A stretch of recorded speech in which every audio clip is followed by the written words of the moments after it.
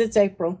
I just wanted to come on because I keep seeing lots of questions and a lot of people don't know differences between your papers, and I wanted to come in and let you know. First off, this is a Teflon sheet. A lot of people use these, and a lot of people use parchment paper. Now, my parchment paper is in sheets, and it is the non-bleached, but it comes in white bleached paper too. They're the same.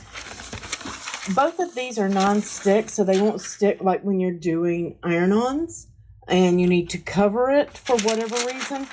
However, parchment paper is made for baking, and it will take high heat, so that's great, just like the Teflon. However, the Teflon, you can see, is very porous, so any steam can escape, and fabrics and things do have steams in them. Parchment paper will trap that steam.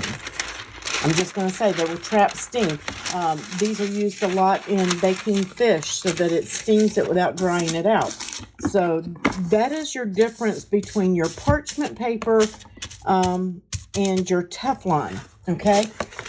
And parchment paper has lots of uses. It's great if you're doing something that's got glue or messy, or you don't want it to seep through, it's wet. Perfect for those type of crafting things. And your Teflon sheets, some of them, they won't soak through, but they can stain. And, well, I won't say that it won't soak through. It can if you get it wet enough. It can soak through, but generally they won't, okay? Next, we have butcher paper. And I'm just going to pull out some of this freezer paper right here. And I've had this is a real box. So. But there is a difference. They look the same, okay? But your freezer paper has a plastic coating on one side. Not on both sides, but on one side. And I'm going to show you that. This is butcher paper. Butcher paper comes in the bleached white, like I have here. It also comes in a round brown paper. And it comes in different thicknesses, too. How can you tell the difference? This is kind of like what a lot of people buy for their kids to draw on. But it is a butcher paper. But you can see it has, like, one side's got a little shine to it and the other is dull.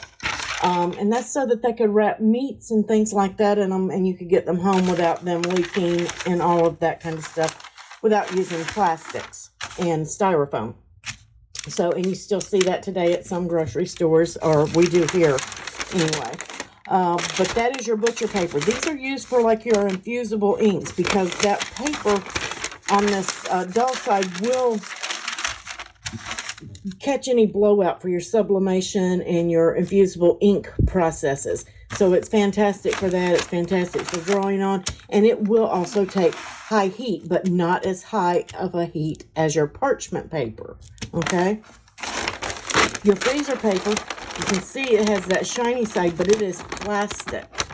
It is plastic.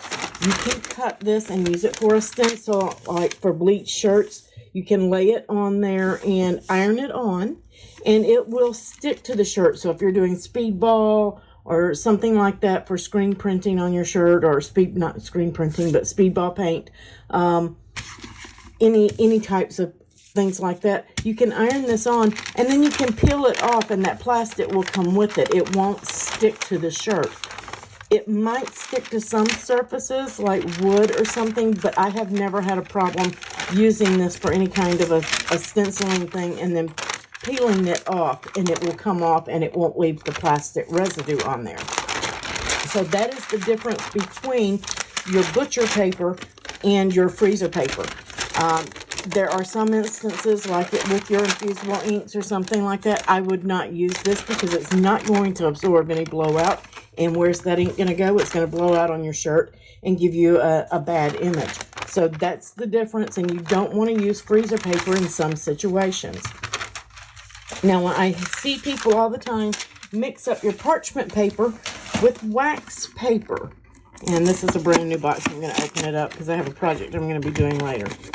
Wax paper is totally different from parchment paper. Okay? They will both hold a certain amount of moisture without leaking. This is what, back before we used all the Ziploc baggies, that we wrapped our sandwiches in for lunches and things like that.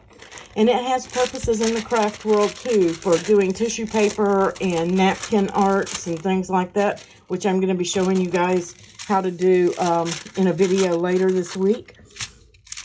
If you use this to put on a shirt, to do some kind of stenciling, and you iron it on, not only are you going to get that wax coating on your shirt, you're going to get it on your iron or whatever. You don't want to do that. If you're going to be doing anything, you have to cover this with your parchment paper so that that wax won't stick to whatever it is that you're doing, because it doesn't matter. It's waxed on both sides, and if you use that on a project and you heat it, that wax is going to melt. It's just like lighting a candle. It will melt. So there are some projects, especially iron-on projects, you never want to use actual wax paper, okay?